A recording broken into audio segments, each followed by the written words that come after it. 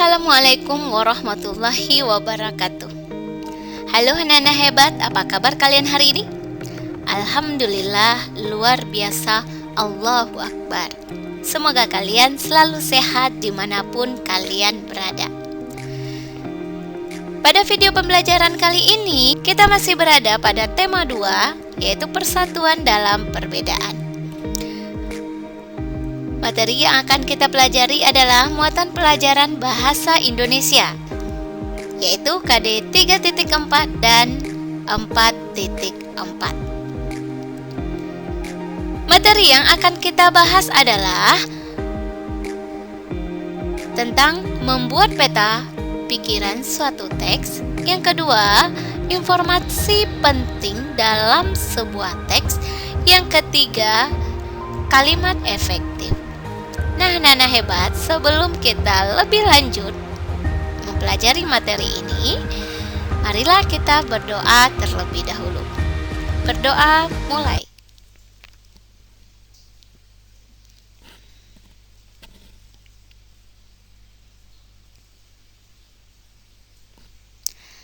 Selesai.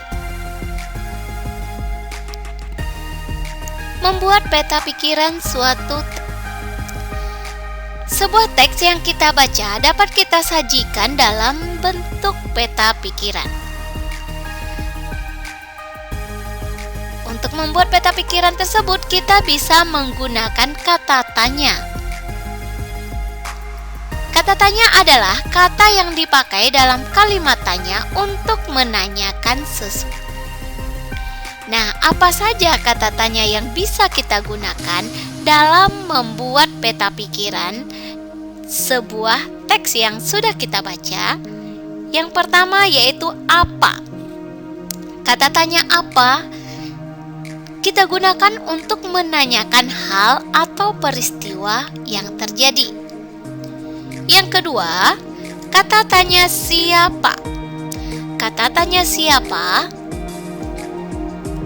dapat kita gunakan untuk menanyakan seseorang atau pelaku yang terlibat dalam suatu peristiwa. Yang ketiga, kata tanya kapan. Kata tanya ini dapat kita gunakan untuk menanyakan waktu terjadinya suatu peristiwa. Yang keempat, di mana. Kata tanya ini digunakan untuk menanyakan tempat terjadinya suatu peristiwa. Yang kelima, mengapa. Kata tanya mengapa kita gunakan untuk menanyakan penyebab terjadinya suatu peristiwa.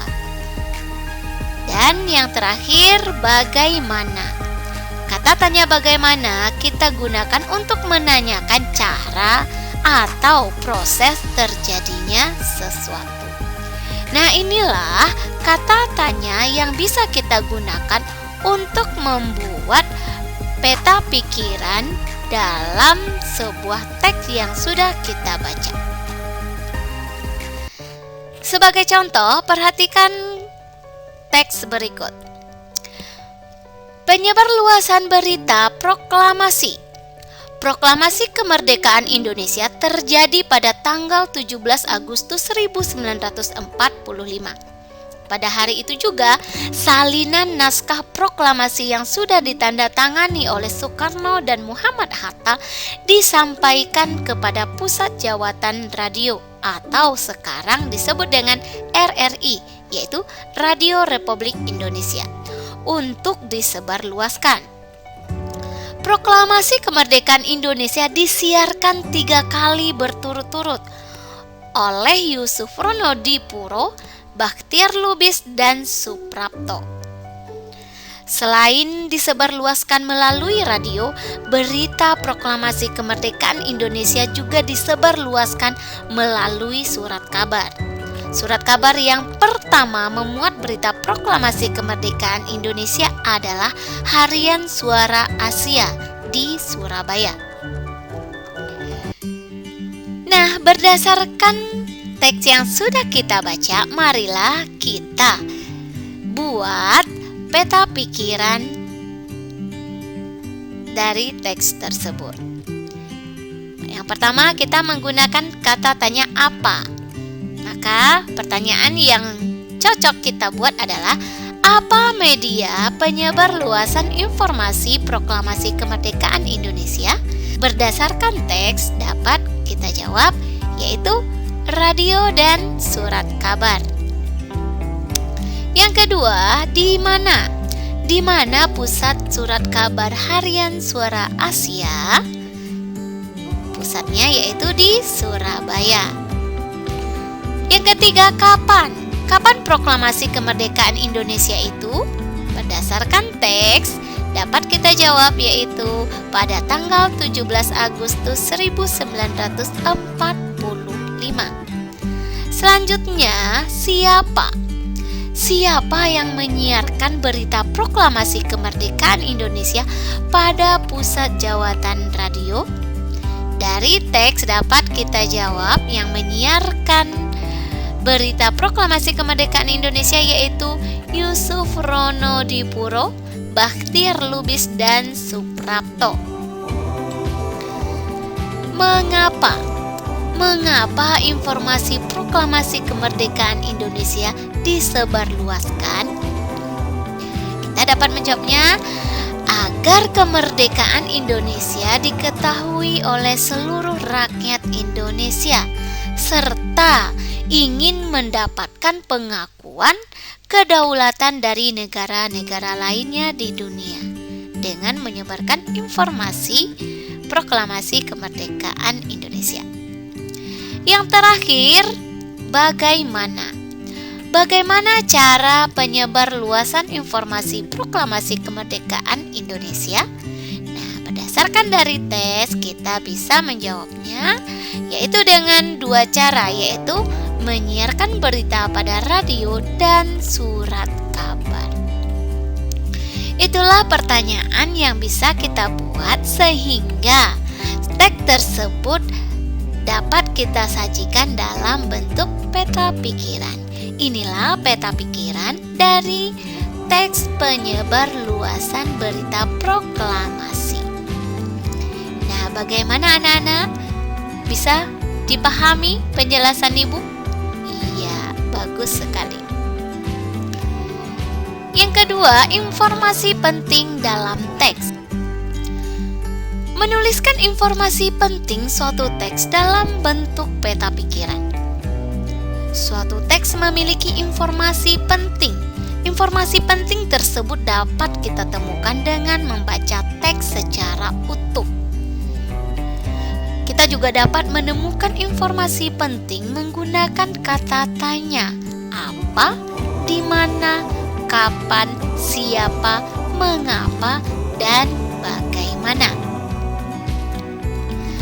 Dengan membuat pertanyaan menggunakan kata tanya dan mencari jawaban dari pertanyaan tersebut, kita akan lebih mudah menemukan informasi penting dari teks tersebut.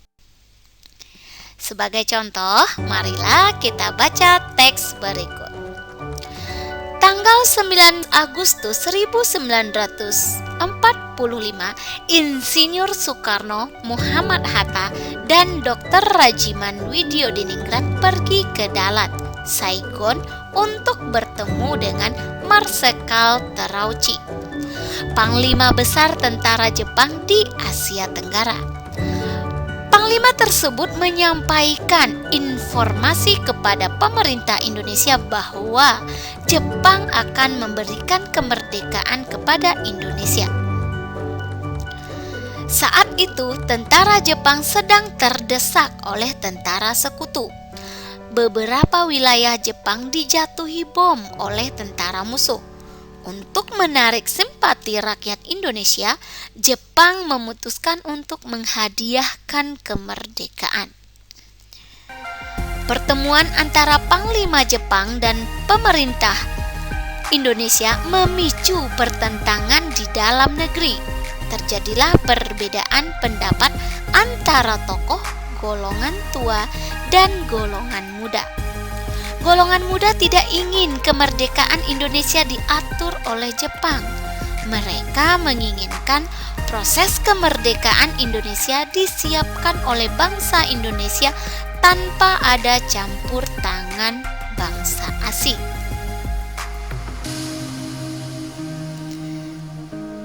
Nah, berdasarkan teks yang sudah kita baca, marilah kita tentukan informasi penting yang terdapat dalam teks tersebut dengan menggunakan kata tanya apa, mengapa, siapa, di mana, kapan, dan bagaimana. Kata tanya bisa kita buat dengan menggunakan apa. Apa yang dilakukan Insinyur Soekarno, Muhammad Hatta, dan Dr. Rajiman Widyodiningrat pergi ke Dalat Saigon? Kata tanya mengapa? Mengapa golongan muda tidak sependapat dengan golongan tua? Siapa tokoh pahlawan yang pergi ke Dalat Saigon? Bagaimana tanggapan golongan muda atas hasil pertemuan Insinyur Soekarno, Muhammad Hatta, dan Dr. Rajiman Widyodiningrat dengan pihak Jepang? Kapan Insinyur Soekarno, Muhammad Hatta, dan Dr. Rajiman pergi ke Dalat Saigon? Di mana Insinyur Soekarno, Muhammad Hatta, dan Dr. Rajiman Widyodiningrat bertemu Marsekal Terauchi? Nah, setelah daftar pertanyaan ini kamu buat, jangan lupa membuat jawabannya. Nah, untuk pertanyaan apa? Jawabannya yaitu untuk bertemu dengan Marsekal Terauchi, Panglima Besar Tentara Jepang di Asia Tenggara. Jawaban dari mengapa golongan muda tidak sependapat, karena golongan muda tidak ingin kemerdekaan Indonesia diatur oleh Jepang. Mereka menginginkan proses kemerdekaan Indonesia disiapkan oleh bangsa Indonesia tanpa ada campur tangan bangsa asing. Nah, jawaban untuk siapa tokoh pahlawan yang pergi ke Dalat yaitu Insinyur Soekarno, Muhammad Hatta, dan Dr. Rajiman Widyodiningrat. Sedangkan pertanyaan bagaimana tanggapan golongan muda yaitu mereka tidak setuju. Dan kapan Insinyur Soekarno dan Muhammad Hatta berangkat ke Dalat yaitu pada tanggal 9 Agustus 1945. Nah, dari jawaban itu kita bisa menyusunnya menjadi kalimat yang padu. Kita pilih, maka kita mulai dari pertanyaan kapan. Kapan Insinyur Soekarno? Jawabannya adalah tanggal 9 Agustus. Maka kita tuliskan pada tanggal 9 Agustus 1945. Nah, setelah itu kita kira-kira mana kalimat yang cocok menyambung kalimat pertama ini? Maka yang paling cocok yaitu jawaban pertanyaan siapa, yaitu Insinyur Soekarno, Muhammad Hatta. Kita tulis Insinyur Soekarno, Muhammad Hatta, dan Dr. Rajiman Widyodiningrat. Setelah kalimat ini, mana lagi kalimat yang paling cocok sambungannya? Kita beranjak ke kalimat tanya di mana. Jawabannya adalah Dalat Saigon. Kita tulis pergi ke Dalat Saigon. Selanjutnya kita cari informasinya yaitu pada pertanyaan apa. Jawabannya yaitu untuk bertemu dengan Marsekal Terauchi, Panglima Besar Tentara Jepang di Asia Tenggara. Nah, ini kalimat berikutnya. Selanjutnya apa? Kita ulang lagi ya, baca dari awal. Pada tanggal 9 Agustus 1945, Insinyur Soekarno, Muhammad Hatta, dan Dr. Rajiman Widyodiningrat pergi ke Dalat Saigon untuk bertemu dengan Marsekal Terauchi, Panglima Besar Tentara Jepang di Asia Tenggara.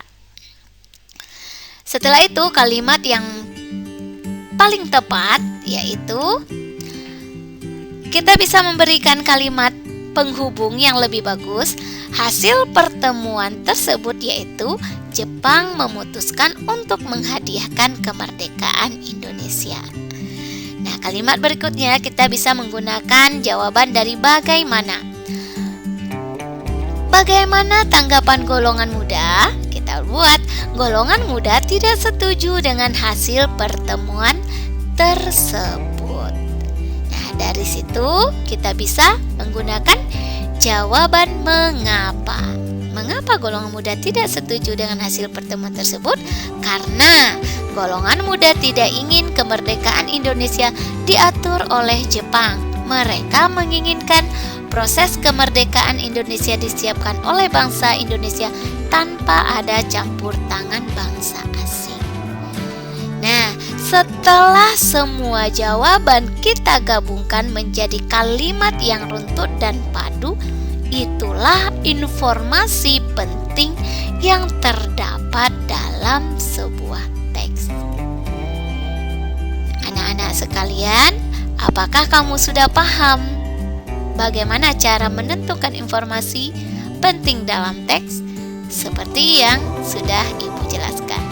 Semoga kalian bisa memahaminya. Mengidentifikasi informasi penting dalam suatu teks. Sekarang kita mengidentifikasi informasi penting menggunakan kata tanya apa, siapa, di mana, kapan, mengapa, dan bagaimana.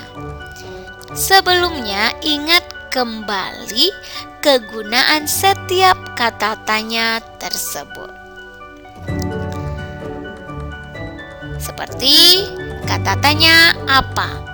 Nah, kata tanya apa kita gunakan untuk menanyakan peristiwa atau di mana. Di mana kita gunakan untuk menanyakan tempat. Perhatikan contoh berikut. Peristiwa proklamasi kemerdekaan Indonesia terjadi pada tanggal 17 Agustus 1945. Informasi pada kalimat tersebut merupakan waktu terjadinya suatu peristiwa. Oleh karena itu, kata tanya yang tepat adalah kapan. Jadi, kalimat tanya yang tepat adalah kapan terjadinya peristiwa proklamasi kemerdekaan Indonesia? Nah, anak-anak hebat, sekarang saatnya kamu mengerjakan latihan. Perhatikan gambar berikut. Hewan ini menyesuaikan diri dengan kondisi tempat yang sesuai dengan tubuhnya, yaitu dengan cara kamuflase. Kata tanya yang tepat untuk kalimat di atas adalah, berdasarkan kalimat di atas, tentukanlah kata tanya yang tepat untuk kalimat tersebut. Setelah itu, setelah kamu menemukan kata tanya, lalu tuliskan kalimat tanya tersebut dengan baik. Nah, seperti contoh sebelumnya yang sudah Ibu jelaskan.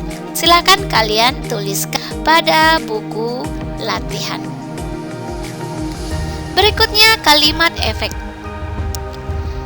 Menuliskan informasi penting suatu teks menggunakan kalimat efektif. Kalimat efektif adalah kalimat yang memiliki susunan sesuai kaidah bahasa Indonesia yang tercantum dalam PUEBI, yaitu Pedoman Umum Ejaan Bahasa Indonesia. Kalimat efektif memiliki susunan yang berurutan, yaitu ada subjek atau S, ada predikat dilambangkan dengan P, ada objek atau O, dan keterangan atau K. Perhatikan contoh kalimat efektif berikut.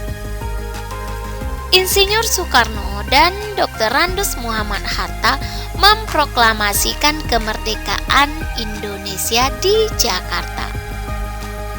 Nah, kita lihat masing-masing dari kata tersebut. Kata Insinyur Soekarno dan Dr. Randus Muhammad Hatta itu termasuk kepada subjek. Sedangkan kata memproklamasikan yaitu predikat. Kemerdekaan Indonesia itu adalah objek, di Jakarta itu adalah keterangan. Subjek adalah pelaku yang melakukan perbuatan, kegiatan, tindakan, atau aktivitas tertentu. Dari kalimat di atas, Insinyur Soekarno dan Dr. Randus Muhammad Hatta adalah pelaku yang melakukan kegiatan di dalam kalimat tersebut. Predikat adalah tindakan atau kegiatan yang sedang dilakukan oleh subjek. Pada kalimat di atas, subjek adalah Insinyur Soekarno dan Muhammad Hatta. Apa yang dia lakukan? Yaitu memproklamasikan. Makanya memproklamasikan disebut dengan predikat. Yang ketiga, objek. Objek merupakan sesuatu yang dikenai tindakan. Dari kalimat di atas, yang dikenai tindakan yaitu kemerdekaan Indonesia, di mana tindakannya adalah memproklamasikan. Keterangan yaitu menjelaskan bagaimana, di mana, atau kapan peristiwa yang dinyatakan dalam kalimat tersebut. Pada kalimat di atas, yang menunjukkan keterangan adalah di Jakarta, yaitu menunjukkan keterangan tempat.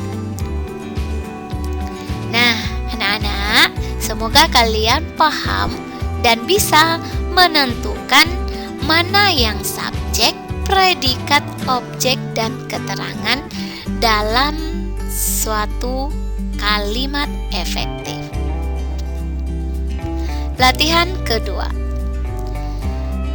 Silahkan kamu tentukan subjek, predikat, objek, dan keterangan pada kalimat berikut. Beberapa kali TKR, Tentara Keamanan Rakyat, dan rakyat melancarkan serangan ke markas sekutu. Nah, tentukan seperti contoh yang sudah Ibu jelaskan sebelumnya. Bisa kamu lihat, sudah Ibu tampilkan. Silakan kamu garis bawahi, lalu tentukan atau kamu buat di bawahnya apakah kata itu termasuk kepada subjek, predikat, objek, atau keterangan. Selamat mengerjakan tugas. Kata baku dan kata tidak baku. Informasi yang terdapat dalam suatu teks sebaiknya dituliskan menggunakan kata baku. Kata baku adalah kata yang ditulis dan disusun sesuai dengan PUBI, Pedoman Umum Ejaan Bahasa Indonesia. Nah, sekarang kamu saatnya mengerjakan latihan yang ketiga. Ayo pilihlah dari kata-kata berikut yang termasuk kata baku. Untuk menentukan kata baku, kamu bisa menggunakan Kamus Bahasa Indonesia. Silahkan kamu pilih ya. Yang pertama, aktivitas atau aktivitas. Kamu pilih di antara dua kata ini mana yang kata baku. Apakah kata pertama atau yang kedua? Selanjutnya, ada amfibi dan amfibi. Yang ketiga, 4, 5, 6, 7, 8. Nah, silakan kamu tuliskan mana yang termasuk kepada kata baku. Tulis pada buku latihanmu. Selamat mengerjakan tugas. Nah, anak-anak hebat, sekarang kita sudah berada di penghujung video pembelajaran. sekarang marilah kita merefleksi apa saja yang sudah kita pelajari hari ini. Yang pertama, kamu telah bisa menentukan atau membuat peta pikiran suatu teks dengan cara menggunakan kata tanya apa, di mana, kapan, siapa, mengapa, dan bagaimana. Yang kedua, kamu sudah mempelajari bagaimana cara membuat kalimat efektif. Kalimat efektif ditulis dengan memperhatikan kaidah bahasa Indonesia. Kalimat efektif dapat ditulis dengan berpedoman kepada PUBI. Dalam menulis kalimat efektif, kamu harus menggunakan kata baku. Yang ketiga, kamu telah mempelajari tentang menuliskan informasi penting suatu teks sejarah menggunakan kata baku. Salah satu cara untuk menentukan informasi dalam teks adalah dengan menggunakan kata tanya apa, di mana, kapan, siapa, mengapa, dan bagaimana. Nah, semoga kalian bisa memahami materi ini dengan baik. Nah, hebat, sekian pembelajaran kita hari ini. Ibu ucapkan wassalamualaikum warahmatullahi wabarakatuh.